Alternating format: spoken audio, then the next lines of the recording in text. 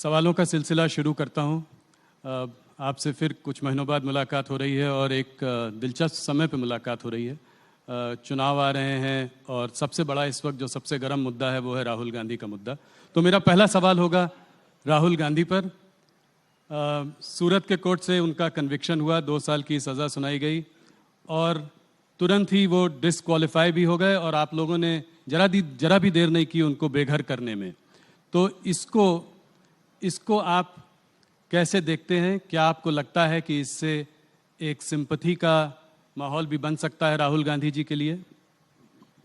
देखिए राहुल जी, अगर आपने ये पूरे कानून को और सुप्रीम कोर्ट के जजमेंट को जरा स्टडी किया होता तो आप मुझे सवाल ही नहीं पूछते। मगर खैर अच्छा ही हुआ पूछ लिया, क्योंकि बहुत बड़ी भ्रांति फैलाने का प्रयास कांग्रेसी नेता कर रहे हैं। मैं आपकी चैनल के माध्यम से समग्र देश की जनता को रियलिटी बताना चाहता हूं। हमारा जो कानून था वो कानून में एक प्रावधान था कि किसी भी व्यक्ति को अगर 2 साल की सजा होती है तो 3 महीने का समय उसको मिलेगा अपनी सजा को स्टे कराने के लिए। सजा को स्टे कराना और दोष को स्टे कराना दो अलग बात है। तो दोष को भी स्टे कराना है, सजा को भी स्टे कराना है जी। और हमारे कानून में प्रोविजन ही नहीं है कि जिस अदालत किसी भी व्यक्ति को 2 साल या उससे अधिक सजा करती है वो दोष पर रोक लगा सकती है। कन्विक्शन स्टे नहीं हो सकता जी, सेंटेंस हो सकता है। अब एक lily Thomas versus union of India का जजमेंट आया है 2013 में। उस जजमेंट में सुप्रीम कोर्ट ऑफ इंडिया ने तय कर दिया कि 3 महीने आपको नहीं मिलेंगे। क्यों देना है? चुने हुए प्रतिनिधि कोई विशेष प्रायोरिटी क्यों एंजॉय करे? जिस क्षण से आपको सजा होती है उसी क्षण से आपकी सदस्यता रद्द हो जानी चाहिए। ये सुप्रीम कोर्ट का वर्डिक्ट है, 2013 का है, जब राहुल जी की माता जी के नेतृत्व में यूपीए चलता था। हम तो दूर दूर तक नहीं थे। अब ये जजमेंट आने के बाद हम तो आज भी सुधारना नहीं चाहते जजमेंट को, मगर कांग्रेस सरकार सुधारना चाहती थी क्योंकि वो लालू जी को बचाना चाहती थी। एक ऑर्डिनेंस लेके आए मनमोहन सिंह जी और इसको नॉनसेंस कर श्रीमान राहुल गांधी ने पूरे देश के सामने अपने ही सरकार के ऑर्डिनेंस को फाड़ दिया।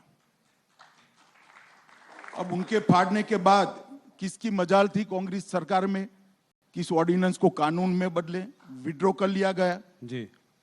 आज अगर वो कानून होता तो वो शायद बच जाते, इतनी हाई तौबा नहीं करनी पड़ती।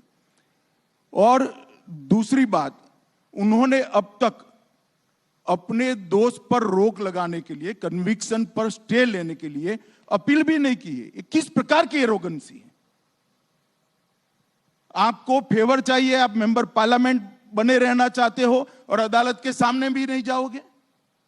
ये किस प्रकार की एरोगेंसी है? कहां से जनरेट होती है ये एरोगेंसी? कहां से जनरेट होती है?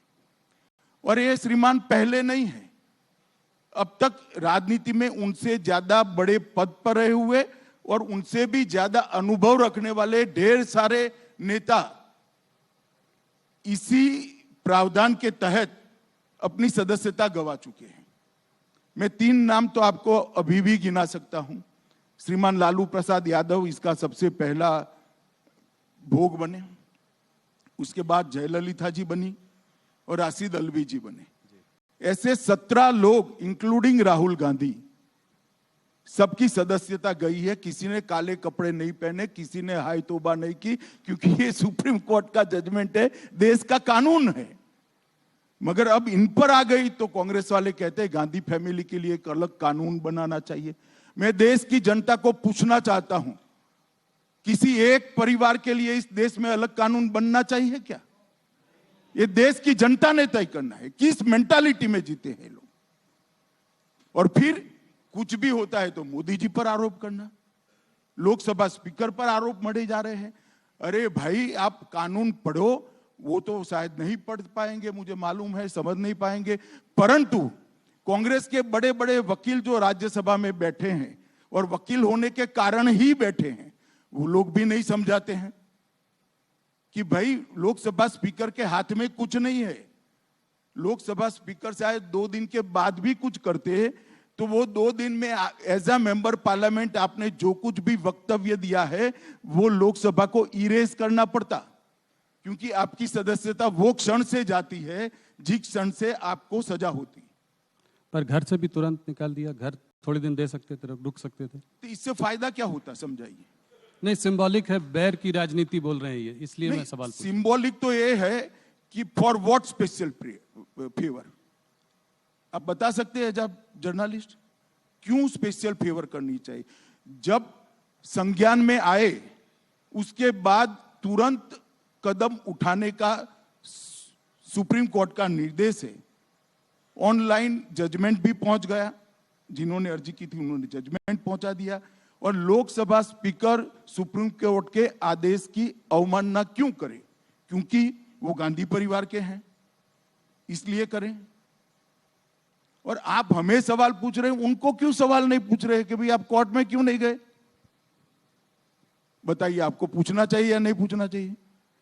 जी, मुझे लगता है कि वो इस बात को और आगे ले जाना चाहते हैं, वापस जहां पे उन्होंने मोदी। वो जहां ले जाना चाहते हैं, मगर ये कानून की स्थिति है, इसमें कोई विंडिक्टिव वेंडेटा का पॉलिटिक्स है नहीं।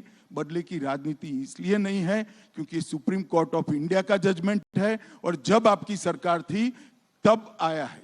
जी, अब राहुल गांधी ये कह रहे हैं कि कर्नाटका में भी जो पहली रैली वो करेंगे वो कोलर में करेंगे, जहां उन्होंने ये अपशब्द मोदी जी के लिए किए थे। तो इस बात को वो आगे बढ़ाना चाह रहे हैं। क्या ये चाहते हैं कि उनको इससे कोई सहानुभूति मिलेगी? क्या इसको ये मोदी बनाम राहुल का इलेक्शन बनाना चाह रहे हैं कर्नाटका में? देखिए,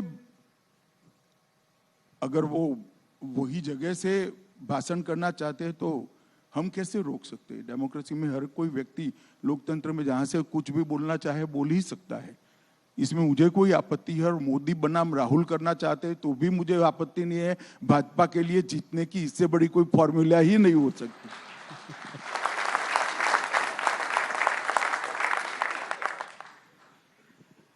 अमित जी, आपकी पार्टी ये जो अपशब्द राहुल जी ने मोदी जी के लिए कहे, आपकी पार्टी इसको एक एंटी ओबीसी कलर भी देने की कोशिश कर रही है, ऐसा क्यों? देखिए, उन्होंने मोदी जी को नहीं कहा है। पूरा भाषण आप सुन लीजिए जी, और मेरे इंटरव्यू के पहले चलाकर भी दिखाइएगा तो लोग भी सुने। उन्होंने मोदी समाज मतलब तेली समाज में सभी लोग क्यों चोर होते हैं ऐसा एग्जैक्ट नहीं कहा। उन्होंने ये कहा कि सारे चोरों का सरनेम मोदी क्यों होता है, ये कहा है जी। तो वो उन्होंने ओबीसी समाज का ही जानबूझकर अपमान किया है। इसमें पार्टी के बनाने का सवाल नहीं है, उन्होंने बोला ही ऐसा है। और जो महाशय कोर्ट में गए इसके खिलाफ, स्टेटमेंट के खिलाफ, उनका कंटेंशन भी वही है और जजमेंट का सार भी वही है।